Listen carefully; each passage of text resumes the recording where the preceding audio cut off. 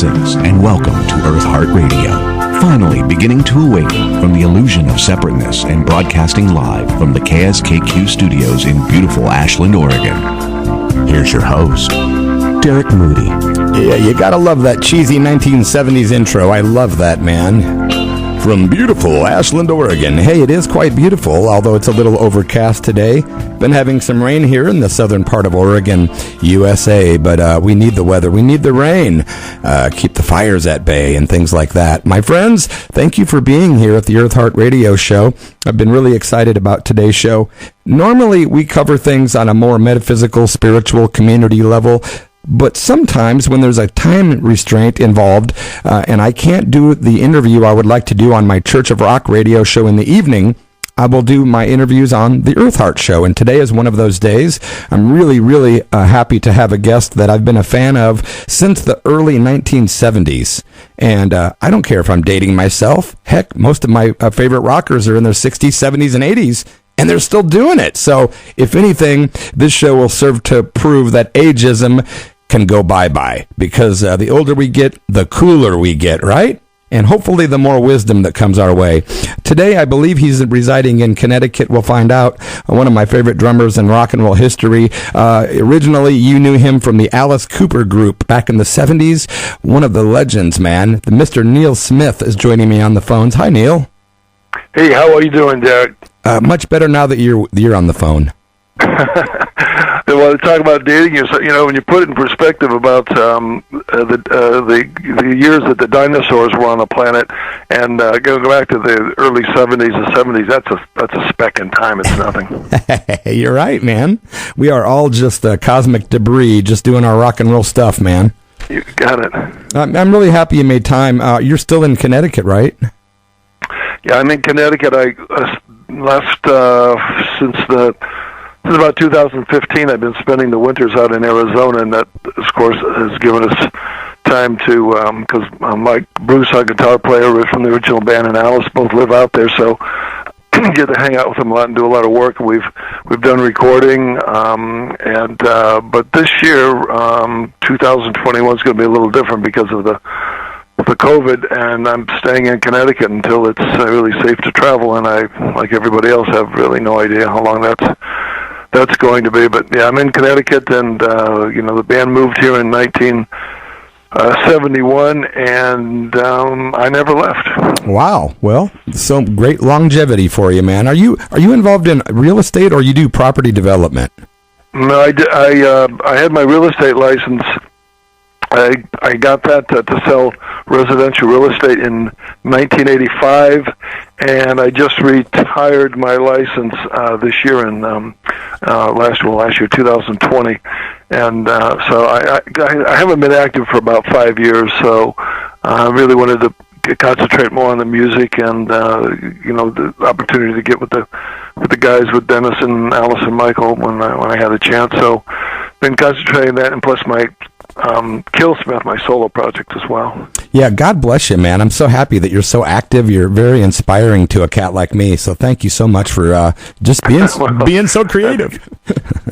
You got to stay creative. I know. If you're lucky enough to have those juices, I'm one of these people. I have to be inspired, but when it happens, I've got my studio, I've got my people I work with and everything, and you find inspiration and you got to go with the flow when it happens. Yeah, we're so blessed, man, to have that that outlet, man. A lot of people are wanting to hear about the Alice Cooper days and your solo music and your new album, but I would really like to start off the interview by talking about something you did back in 1981, and one of my all-time favorite bands is the Plasmatics. Wendy O. Williams was a friend of mine, and God bless her, she's no longer here, but I love the work you did on their Beyond the Valley of 1984 album. Yeah, that was so great that I got the opportunity to do that. In the late 70s, Dennis and I had a band in the New England, New York area called Flying Tigers, and we played a lot of the clubs and the venues around here locally. And I got to one of the venues in New Haven, Connecticut, the old Oxford Ale House, and the Plasmatics played there one time, and I'd heard the buzz about the band and knew nothing really about them, never I'd never heard any of their music, and I went to see them do the live show, and that's the original band. They were doing New Hope for the Wretched at the time, and they just blew me away. They had the same vibe that was encapsulating the audience was just trapped by. The minute you walked in that club, it just screamed Plasmatics. They had, the way they did the stage, and just the vibe was so different. And I'd been in that club many times, and over the next year or so, I did get a chance to see them play a couple of times, and they always did the same thing. I mean, it was like the vibe that we created when the original Alice Cooper played stayed real close. We just developed that. Developed whatever we were, and that vibe and that music and the image on stage. And I said, wow, I've never seen another band that sort of mimicked just that alone. And of course, when you see it, I can't even explain it to you, the stuff that they did that still to this day,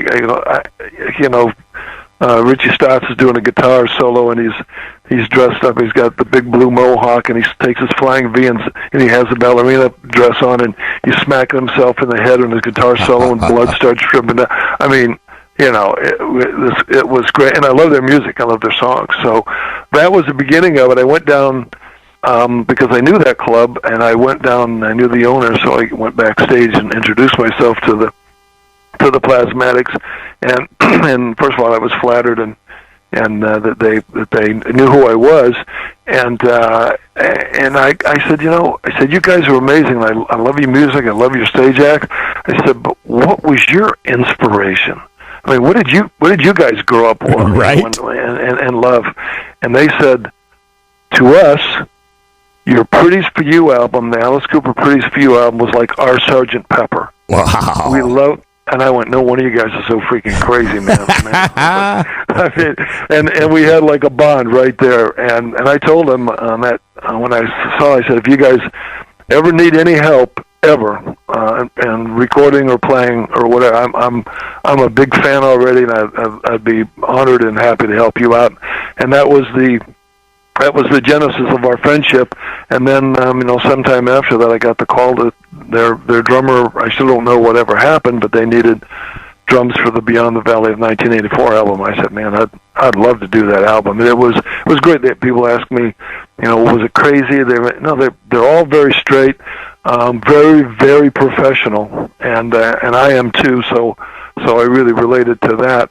And then, when you're on stage, I mean, that's your whole stage image is going crazy. But when it came down to recording, they were very good. Rod Swenson, their manager, he produced the album, and it was all the rehearsals and the recording very, very special and very professional. And I had a great time. And still, I listened to and by that time, I always did recording, writing my own music, but by that time, 73 was a $1 Billion Baby tour, and we the band sort of slowed down in 74.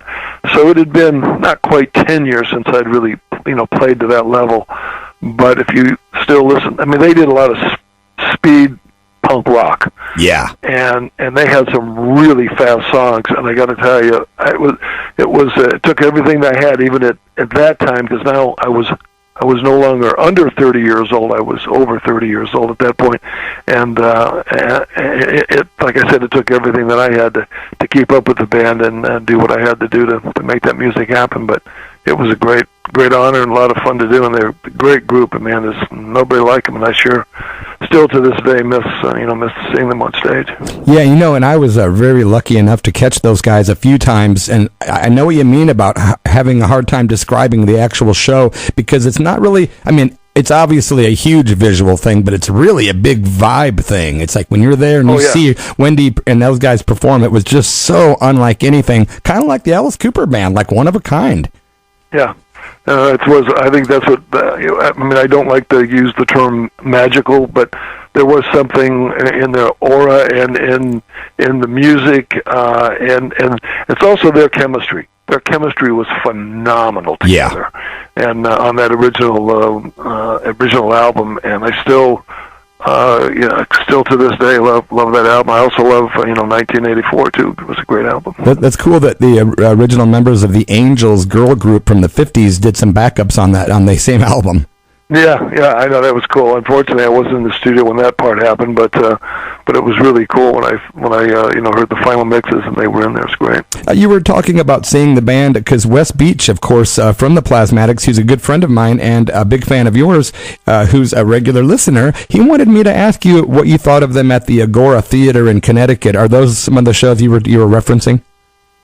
Yeah, there were. The Agora was one that was in, I believe that was New Haven or Hartford. I'm not quite sure, but that was maybe it wasn't as big as a Fillmore, but it was that kind of a vibe. I mean, a really big theater. It was a great venue for a band to play, and and again, those venues were all over the place in the 70s and 80s, but unfortunately they've gone by the wayside, as a lot of the live venues have. But no, that was a cool place. But I don't know if I ever saw the Plasmatics there. I know I saw them in New York a couple of times after the show. I saw in New Haven. Well, Wes also wanted me to ask you do you remember when the band used to make you play the intro to $1 Billion Babies before every rehearsal? Now that you mention it, yes, I do. That costs them extra, though. That's awesome, man. I had to contact Wes to ask for a couple of questions just because I thought it was so fun to have a Plasmatic. That's cool. Well, please send Wes my best when you talk to him and say hi. Yeah, he's hearing it right now probably. So hey Wes. Hey, Neal, how come you were the first guy with the longest hair in the Alice Cooper group? You were like the first hippie, I think, with the longest hair of everybody in rock. Yeah, except hippies didn't carry magnums and switchblades, but that's another story. But a mean hippie. I don't know. Yeah, it's like Monk said when Alice Cooper was on one of the Monk series shows.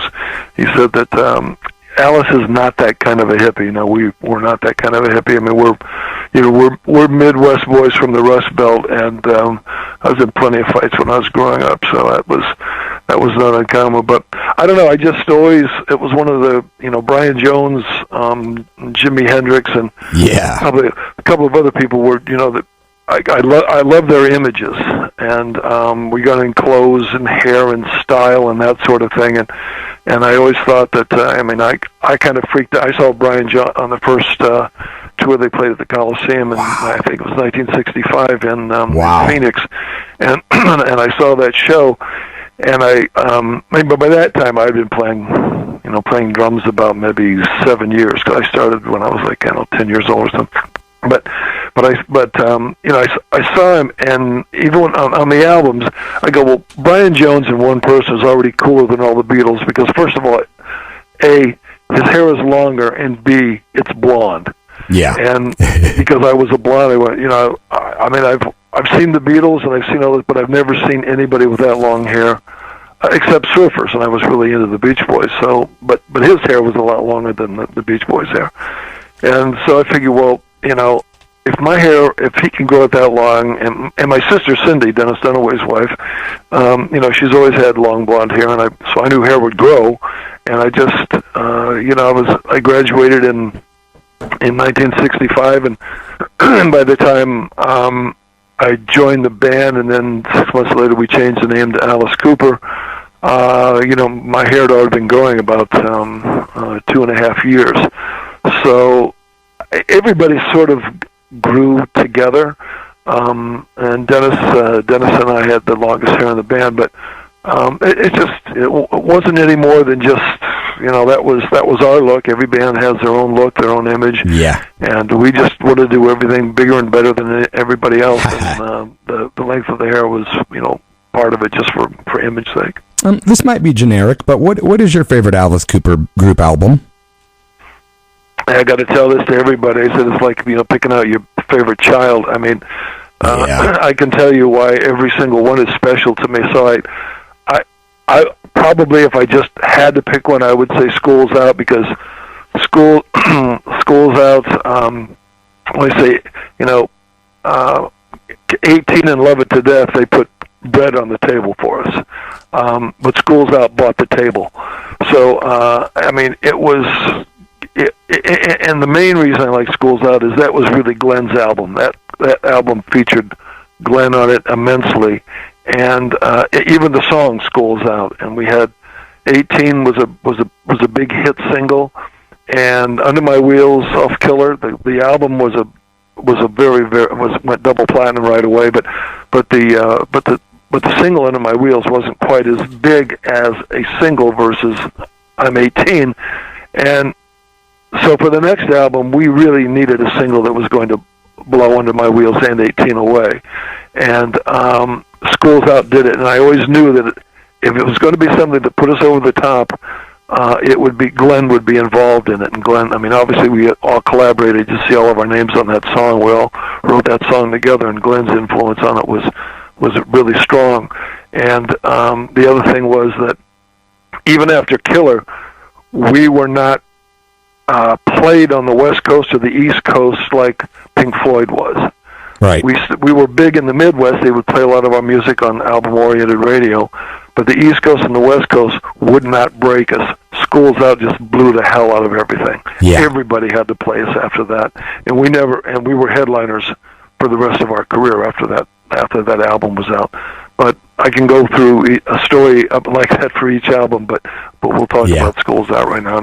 So from that standpoint, the Schools Out album certainly stands out. And it was a great album too. The artwork on it was fantastic, making the album actually turn into a desk. Yeah, that was really unique and very cool production there.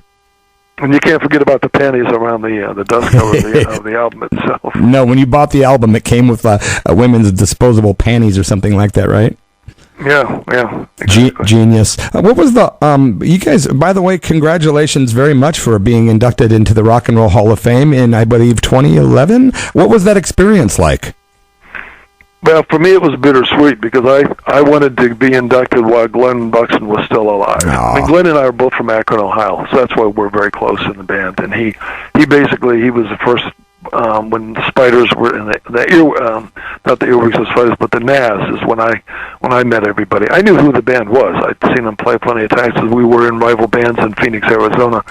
But I didn't get to be friends with them until we went to college together in Glendale, right next to, which is part of Phoenix now. And so Glenn and I got to be really, really close. But okay, now you have to ask that question one more time, Derek. Oh boy, my memory is about like yours. I know we were talking about the what led to Glenn here, and the hall. It was. I would ask what your experience was at the Rock and Roll Hall of Fame induction. Oh, the Hall of Fame. Yeah. Well, it would have been nice to be inducted while Glenn was still alive. Yeah, long live the memory of Glenn Buxton. What a great guitar player, great guy. He died in 1997, but his music will live on, and we do play lots of old music that he played on, and we always remember Glenn Buxton. But after I went through that, because I had already, matter of fact, I wrote a song one time. It's on one of my Killsmith albums called "Kiss My Rock and Roll Ass," and it's not about Kiss. And you'd have to hear the song to get the gist of it. But so when we were first nominated, I was like, what the heck took these people so long? I mean, there is politics involved, and I do know the reasons and that sort of thing. But after time, things sort of worked out the way they should. But I started thinking about the fans, even after the mid '70s when the band stopped recording and touring, till all the way up to 2010 when we were nominated. I mean, there were fans all around the world that still to this day are really true blue original Alice Cooper band fans. Oh yeah. And I said, these people have stuck with it. They haven't abandoned the band, because I would get emails once computers were popular and emails were a popular way of communicating. I would get a lot of emails from people from all over the world and tell different stories about the band from back in the day in the 70s, and that happened through the 90s and through the 2000s, and I still do to this day. That's awesome. So I'm thinking, these people have stuck with us. And that's when I gave my speech at the Hall of Fame. I said, this award, this honor, is really dedicated to the Alice Cooper Group fans that have stuck around almost 50 years. So when I looked at it from that perspective, it did humble me, which is kind of hard to do, but it did humble me, and I saw for what it was, that these people, these folks, were really, really happy. Yeah, it's as much for the fans as it is for you guys, really. Yeah, I know, but I mean, it kind of, I'm inside the bubble of the Alice Cooper, and so it's, I had to really sort of think outside of that and understand what it's like being a fan, and these people have stuck by us. They still love us, and after this much time, and support us every way possible. Oh yeah. And so it was once I finally realized that and went there, and plus any time that Dennis, and unfortunately Glenn didn't make it, but Dennis and Michael and Alice and I can get together, it's a very, very special time. So I looked at it from that perspective also. That was the other one. And since then, there have been times, as you well know, we had done some shows in California right after the Hall of Fame, and then, of course, a couple of years later, 2017, we went over to the UK and did some shows over there with the original band on Alice's tour. So we've recorded with Alice's coming album up in February 2021, Detroit Stories. We have some songs on there too. So we got the band back together and did some cool stuff, and that's fantastic. And I think it was all triggered by the Hall of Fame and the fact that I'm out there in Arizona and close to Alice and Michael too. It certainly helps, and play a little golf out there as well. I could literally talk to you for a couple of hours. I have so many questions, but since we are limited on time, I would like to go ahead and jump ahead to your newest stuff. I don't want to just talk about the past because you're so active. You put out an album, which I just ordered yesterday, called Pop 8595, was released June of 2020 and available on CD and digitally, by the way, fans. And I know you programmed the synth drums on that. What's it like programming drums as compared to playing like real drums? What is that experience like for you? Well, what my goal was in that, Derek, was to try to get my feeling and the way I play, my style, how to transpose that from playing live onto a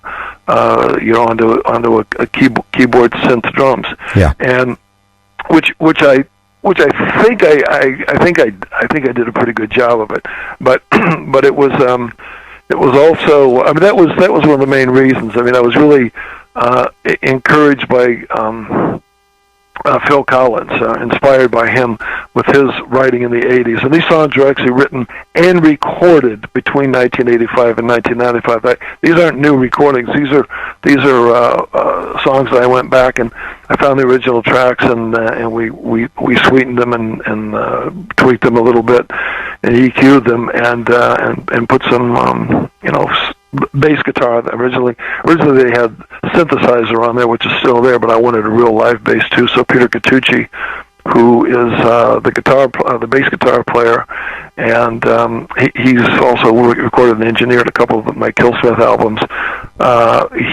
He did some great bass work on it, and it's not the heavy metal stuff. It really is more pop oriented songs, and I sent you one. I hope you can find it of the tracks. And it doesn't sound, my vocals, because I've had a lot of people say it doesn't even sound like you singing. Well, that's when I really tried back in that day to sing. It's different than the real kind of heavy metal voice that I use on the Killsmith stuff. But and the other factor about that record is I had a guitar player friend of mine who Jesse Johnson, and Jesse played on the Dead Ringer album that Joe Bouchard from Blue Oyster Cult, Dennis Dunaway, and myself did with Charlie Hune from Ted Nugent's band in 1989. And Jesse has been a good, Triple J is also his nickname, but Triple J did some great work on this, and I said, this is just too good to just leave in the can, so his guitar work is very unique and very tasty, and I think that's one of the the nice features about this music too. And I hope you agree when you get a chance to hear it. Yeah, I'm really looking forward to it. How do folks get a hold of your merchandise or contact you if they would like to, Neal? Well, through my website, nealsmithrocks.com, and remember, Derek, the correct spelling is Neal, Neal, SmithRocks.com, and there's links to CD Baby, and PayPal and all that good stuff, and that's where the albums and the downloads can be found. And there's a little store in the website there, and that's where all it is. And information about the music that I've released in the past. And I think there's a discography on there, as I recall, and we will be adding in about a month or so, Detroit Stories. One of the songs Dennis wrote on the album. It's a little bit of a tribute to Glenn, and the other song I wrote on the album, and I think that the one that I wrote on, it's called Social Debris. I think it could have actually been on the Schools Out album, but so we're still having a great time doing it, and Alice is really involved in the Solid Rock Foundation, which is a great organization that brings the arts and music to a lot of teens that normally wouldn't be exposed to it or able to afford to be involved with it. Oh, is that Alice's charitable organization? Yes. Oh, wow. Solid Rock Foundation. Yeah. Solid Rock Foundation. I like that. That's cool.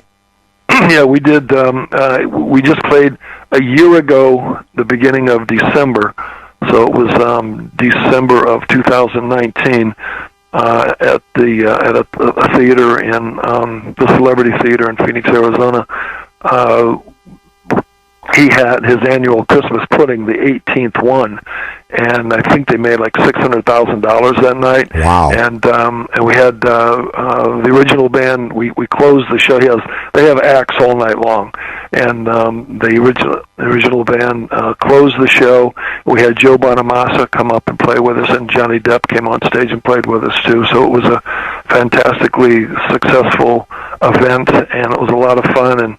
And first time that I ever met Johnny, I'd seen Alice's Hollywood Vampires play a couple of times, and Johnny was actually very, very cool. He's a big fan of the original band, and he was quite a lot of fun to be with. And if we ever seriously got back together as a band, he would get my vote as a guitar player because he's so cool. Well, you actually played on the Hollywood Vampires 2015 album, and you did a cover of Schools Out and Another Brick in the Wall Part 2. Did you interact with the guys then at the time?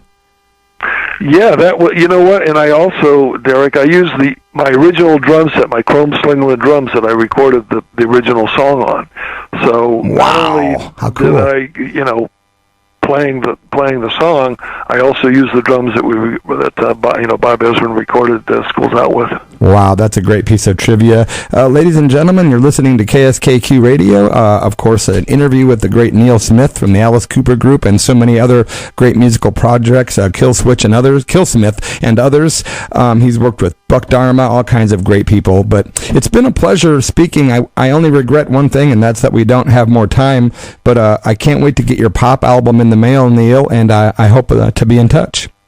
All right. Well, thank you very much. Happy New Year to you and all your listeners. And again, Wes and the Plasmatics. That was one of the greatest experiences in my musical life, and always will remember and appreciate that. Great guys. Awesome. Long live Wendy O. Williams, and long live Neal Smith and the Alice Cooper Group. All right. Well, thank you. Have a great day, and Happy New Year, Neal. All right. Happy New Year, partner. Okay. Bye-bye. Thank you. Bye-bye. There you go, man. One of the greatest drummers in rock history. And I say that kind of thing a lot when I interview rockers, but guess what? I only interview people I like personally. There's no pay. This is community radio. Hey, volunteer. It's from the heart. It's called a labor of love. And not everything in the world has to do with making money. Yeah, it does make the world go round. It is our system. But what I do involves zero money and nothing but 100% love, devotion, and that's it. I only talk to people generally that I really have an interest in. And I will admit, sometimes I'll book people just because they'll contact me and say, hey, I need a platform. And I'll say, sure. And I might not know of them, but if I'm interviewing a musician, chances are I'm a fan. You know what I'm saying? Thank you for tuning in to High Frequencies on the Eartheart Radio Show on KSKQ. You know, I got to admit that I made a mistake earlier. Neal Smith was kind enough to send me an email of his song Secret Eyes, which I was supposed to have queued up right now to play. I don't, but I will check my email momentarily, and I'll get that on the airwaves for you guys. But right now, I will say that I would like to play a song while I get some information about our great underwriters ready to read to you by a gentleman that I'm a great big fan of, and this guy, boy, his career started back in the mid 70s over in Scotland, and he was a member of the Bay City Rollers for a while, and then that actually propelled him into major stardom over in Japan and Australia and different countries. He actually had 2 albums that went platinum in Japan, and so the Bay City Rollers was a stepping stone for him, and he never looked back. He had his own solo career. He also had the #1 hit song in Britain in 1998 with his lovely wife Janine Andrews, and I would like to play a song now by the awesome Pat McGlynn and the Scotties. And this is one of my very, very favorite songs from Pat McGlynn, if it's not my very favorite, actually, at least from his older music. And this song is called Write a Letter. And I just can't get enough of it, man. And yeah, you should check out the Live in Japan version sometime. It's much slower and more ethereal, and, yeah. Long live Pat McGlynn. Love you, brother. This is Write a Letter. You were at the Eartheart Radio Show and KSKQ.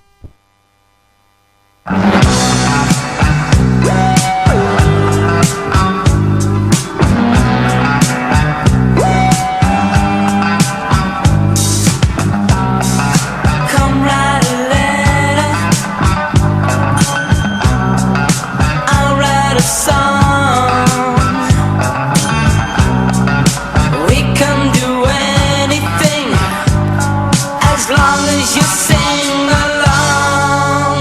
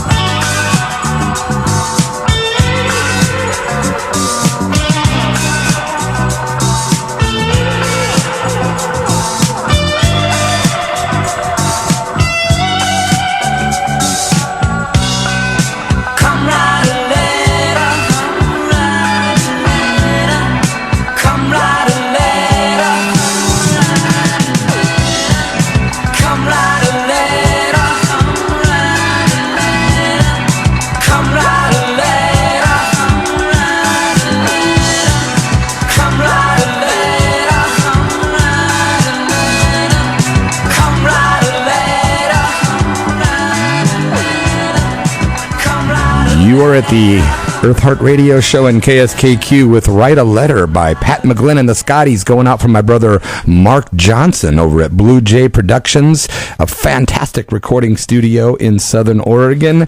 Yeah, Mark is a heck of a guy, and whenever I get the urge to do some recordings, that's where I go, over to Blue Jay Productions, because, hey man, he's one of the longer established studios in our community, and we need the music, man. And I'm going to make a prediction. I think that music videos are going to be on the rise. I do. I'm actually in the middle of producing a music video for a song that was written by Pat McGlynn and his wife Janine Andrews called Tonight I Pray. And on January the 9th, we'll be in the studio recording the music. And Mark Johnson is the engineer and our awesome producer of that song. And he's also creating the drums for it. So Mark, thank you, bro. Much love to you. And I would like to ask a special favor of the Eartheart listeners. My friend Pat McGlynn's mother's in the hospital. Her name's Rena McGlynn. Could you send prayers of healing and minimal suffering to Rena McGlynn in Edinburgh, Scotland? Could you do that for us, for Pat and for his mom? Please. That'd be great, man. Much love to you, Rena McGlynn, and blessings to your heart. Thank you for being at the Eartheart Radio Show, my friends. Did you know you can donate your car, boat, motorcycle, or truck to KSKQ? It's an easy way to get rid of an unwanted vehicle because we take care of all the details. We'll schedule the pickup of your vehicle, and after it's sold at auction, KSKQ gets the proceeds, and you get a receipt for a tax-deductible contribution.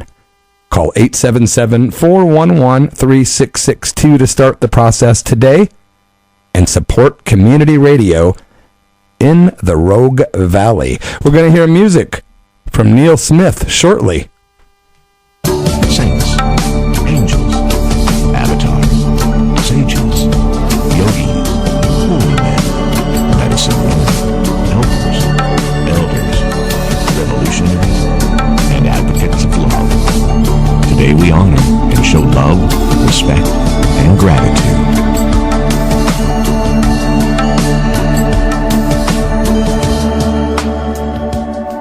Boy, I'm trying to find the song by Neal Smith, and it's driving me crazy. I just don't know what I did with it. And he was kind enough to send over a new email, but I'm not seeing the song, so I hope I don't fail you. If I do, I'll have to make it up next week, I guess. But right now, I'm going to focus on the Saint Spotlight.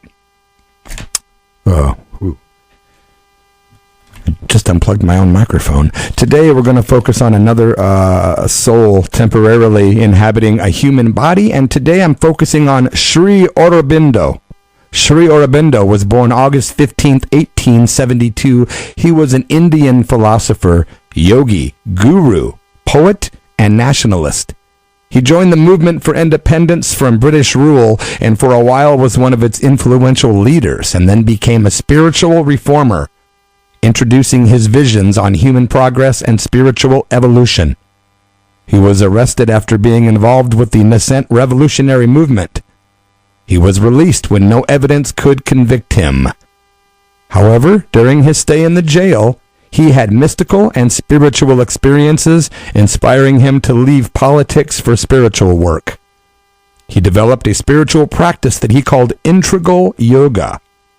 The central theme of his vision was the evolution of human life into a divine life.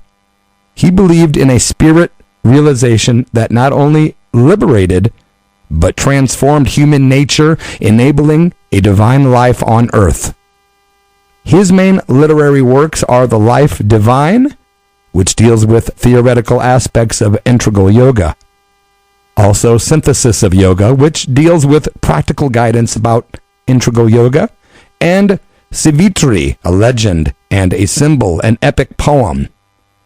Sri Aurobindo was born in Calcutta, India. His influence has been wide-ranging in India. Sri Aurobindo died on December 5th, 1950. Around 60,000 people attended to see his body resting peacefully. I have a few quotes from Sri Aurobindo. Hidden nature is secret God. Another quote from Sri Aurobindo. That which we call the Hindu religion is really the eternal religion because it embraces all others. And last quote from Sri Aurobindo. To listen to some devout people, one would imagine that God never laughs. Amen, right? Okay, so now, my friends, I'll say you are at the Eartheart Radio Show, and I am in vain, probably, trying really hard to find this Neal Smith song. I'm scrolling down my text messages, and I'm bound and determined to try to find this thing. I don't normally lose my music, but, boy, I really want to play this song for you guys, and I told them I would, and I just feel bad. So I'm just not even trying to lie. I'm just going to look for this while I'm talking to you guys. And if I don't find it, I'll play it for you next week on the show, I promise. And my apologies to Neal for being a loser. Man, you don't lose people's songs. Come on, man. So anyway, yeah, I'm not finding it, and I do apologize, but I guess it's not the end of the world. My friends, I would like to urge you, if you're interested in checking out great music, I like to go to nealsmithrocks.com. Yeah, Neal Smith with Neal. And if you ask Neal, he might even autograph your CD if you order it today. I ask him for one because I'm a geek like that. I like to collect autograph stuff. Why? I'm a nerd. You are at the Eartheart Radio Show. I should probably cover another one of our lovely underwriters, eh? The Rogue Valley Council of Government's Senior and Disability Services provides the Aging and Disability Resource Connection. Any family member, friend, caregiver, or individual may contact the ADRC to learn about resources available in Jackson and Josephine counties to help seniors and people with disabilities. Information about this program is at the Aging and Disability Resource Connection, 541-618-7572. Again, 541-618-7572. 7572. You are at the Eartheart Radio Show. I do have positive news coming up momentarily, and I have failed. I cannot and have not found my Neal Smith song that he was so kind enough to send me. And even though I'm looking right now at my emails, it's just not popping up. What do, you know? Flog yourself? I can't flog myself on radio. Let's see here. What do I do? Maybe we should just go right into positive news. That sounds like a good idea. Why waste time, eh?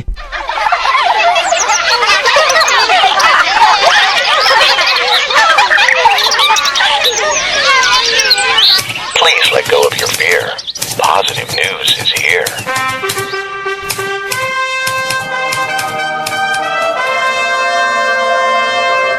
Things aren't as bad as it seems, no matter what they say. News with an agenda is meant to instill fear. True news can instill hope. That's right, man. Don't let the media make you feel like everything's bleak, because it's not, man. It's all illusion and delusion. Okay, not all of it is, but a lot is. A huge part of our experiences are shaped by our very own belief systems and our thoughts. And once we get that figured out, it's a lot less suffering, trust me. I'm in my mid-50s, and I don't feel it, man. There's some days that I fall off my high horse, and I feel like I'm 80. But I'm telling you, in my opinion, most things are your thoughts and your own projections. You know? Thank you to the listeners today, by the way. Pat and Janine in Edinburgh. Love you guys. Thank you for listening. Hope you enjoyed hearing Write a Letter.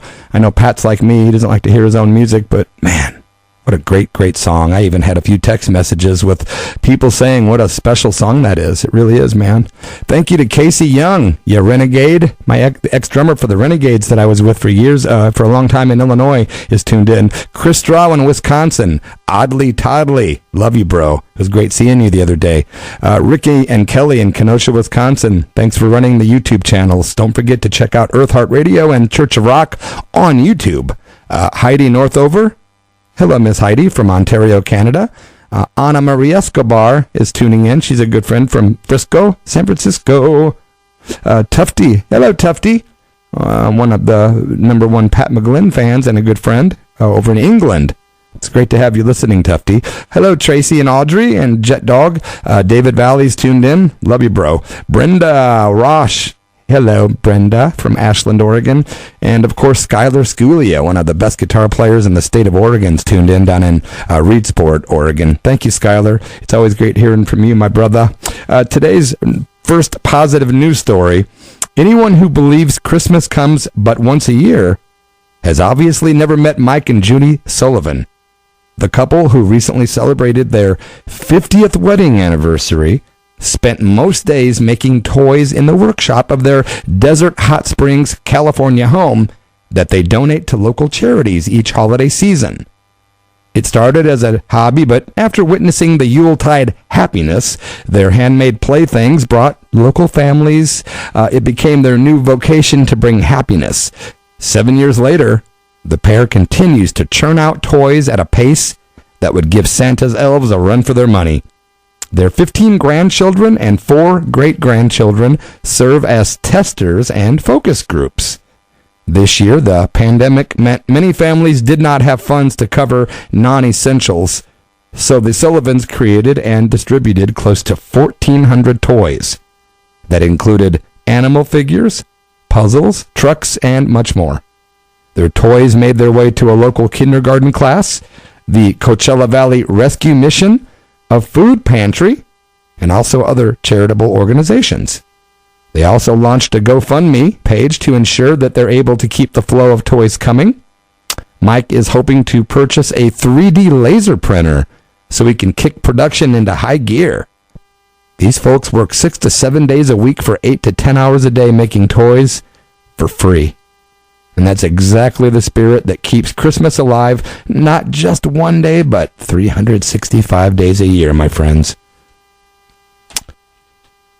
Positive news number 2, an incredible Florida display featuring 89 acres of holiday lights is helping kids with critical illnesses this winter.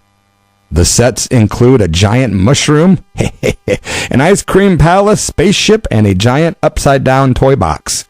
They all illuminate the night sky in Kissimmee as a part of Night of a Million Lights. It's a walkthrough show made up of, in fact, over 3.2 million lights. How cool is that, huh? Quote, Give Kids the World is a nonprofit resort that provides vacations for sick children and their families. They opened this dazzling display in November, and the proceeds will be used to support the granting of children's wishes when the group reopens in January 2021. A 150-foot tunnel, a gingerbread arch, and an entire mini golf cart course are part of the 45 villas that have been lit up with lights donated by the Walt Disney World Resort. Launched in 1986, this charity normally serves over 8,000 families from all 50 states and over 700 countries in 1 year. The now socially distanced light event has been sold out since it's opened. The show is projected to gross more than $3 million in charitable proceeds, which they're giving 90 cents of every dollar going directly to fulfill the wishes of the critically ill children during their stay at the village. Positive news number 3, last but not least, a man grieving the loss of his dog to a shelter, and he goes to the shelter and he decides to adopt all the dogs that nobody wants. Now this is a hero. When Steve Grigg lost one of his beloved dogs, he was inconsolable. In his grief, he decided to take a trip to his local animal shelter. There, he first met Eeyore, after he asked the staff to give him the dog that nobody else wanted. And that's when they presented him with the Eeyore, 12 years senior Chihuahua, 12 years old. He adopted little Eeyore, who also has a heart murmur. He's got 4 bad knees. And that was just the beginning of all the animals that Steve started collecting. He came from a background of animal lovers, so this guy was really always surrounded by pets. He took little Eeyore home, and he hasn't stopped adopting unwanted senior dogs. He's got 9 total, and he's even taken in a rabbit, a chicken, and a pig. And all these animals live together in his home as one big happy family. He wakes up every day at 5 a.m., to prepare each dog's special diet. He administers medications, and during the day he's an accountant, but he comes home every afternoon during lunchtime to take care of his animals.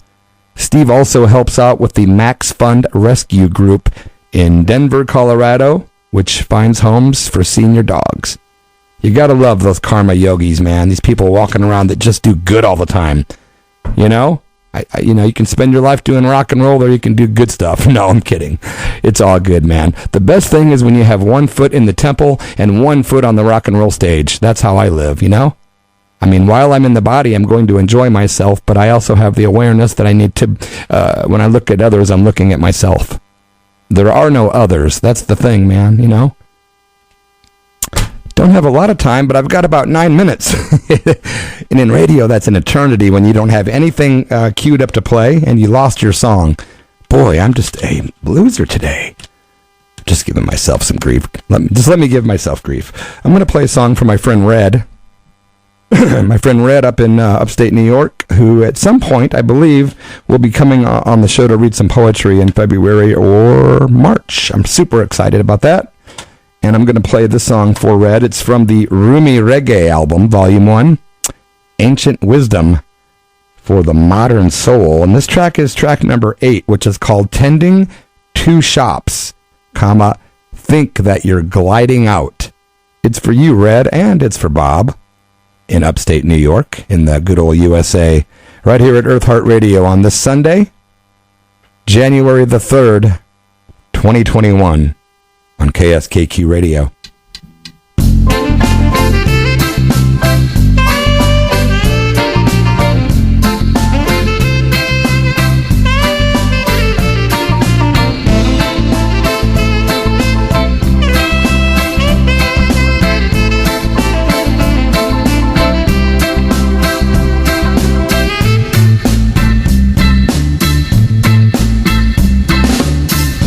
Don't run around this world looking for a hole to hide in.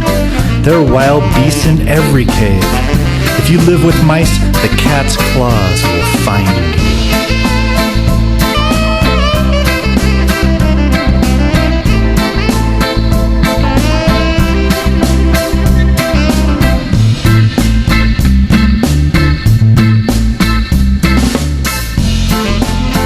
The only real rest comes when you're alone with Jah. Live in the nowhere that you came from, even though you have an address here.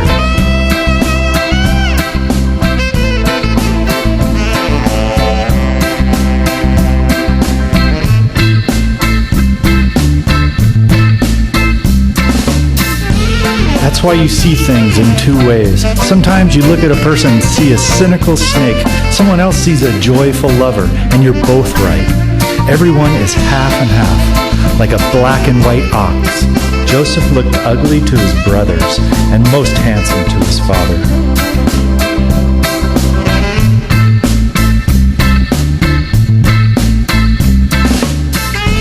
You have eyes that see from that nowhere, and eyes that judge distance, how high, how low.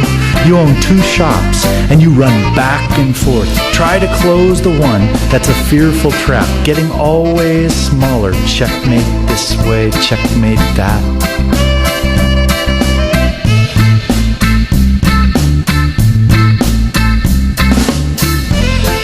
Keep open the shop, where you're not selling fish hooks anymore. You are the free swimming fish.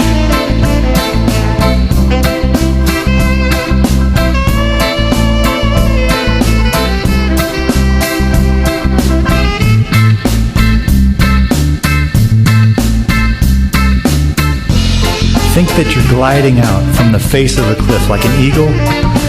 Think you're walking like a tiger walks by himself in the forest. You're most handsome when you're after food. Spend less time with nightingales and peacocks. One's just a voice, the other's just a color.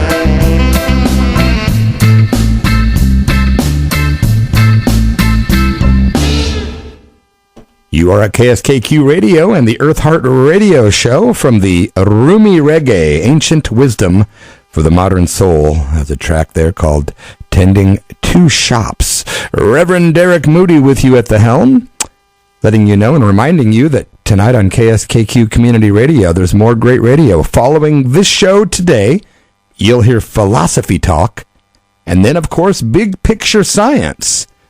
Finally, at 5 p.m. Pacific Time, you'll hear This Way Out, and then Building Bridges. At 6 p.m., I'll be back with Sister Tracy as we host the 2-hour Church of Rock radio show. Tonight, we will interview the sister of Jerry Lee Lewis, the killer.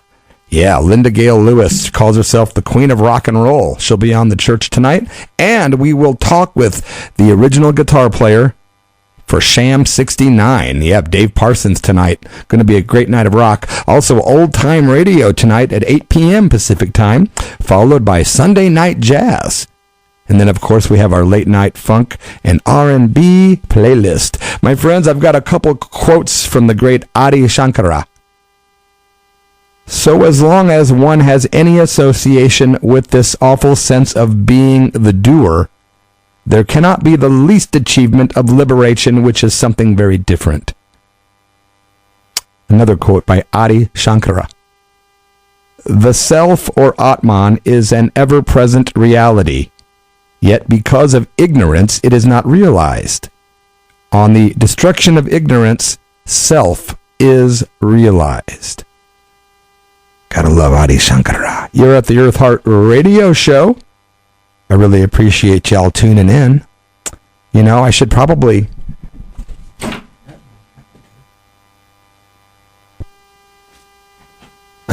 grab my calendar and let you guys know what's happening on the Eartheart show next week and maybe the week after, right? I'm a little behind today, yeah. Happy New Year. Trying to get caught back up. I had a great weekend, a week up in Portland with my daughter Audrey, and it was a good time, man. Audrey and Aaron, thank you so much for the great Christmas. Next week on the show, I'll be talking with Raghu Marcus, who runs the Love, Serve, Remember Foundation, who was the partner of Ram Dass, who recently passed away.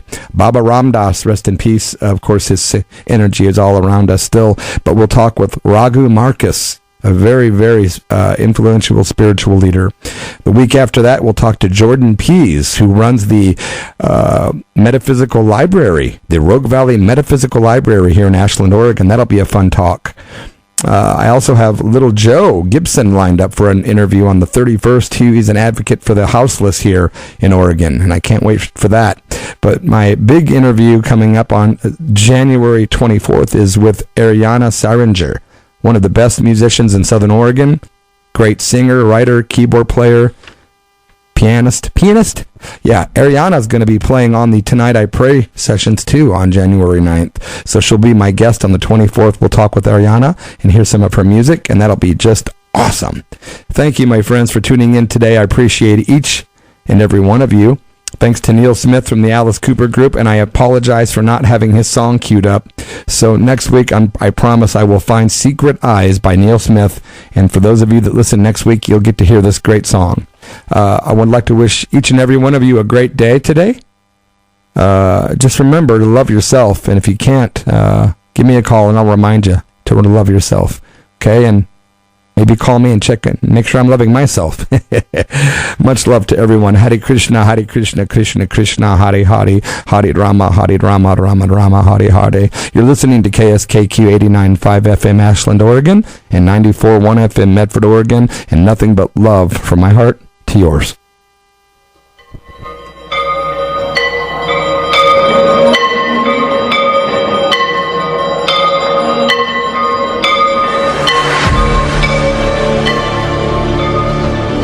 You've been listening to Eartheart Radio with your host, Derek Moody. Eartheart Radio is produced by Derek Moody in association with Sister Tracy and Krishna Consciousness. Please tune in every Sunday at 2 p.m. Pacific Time for more Eartheart Radio.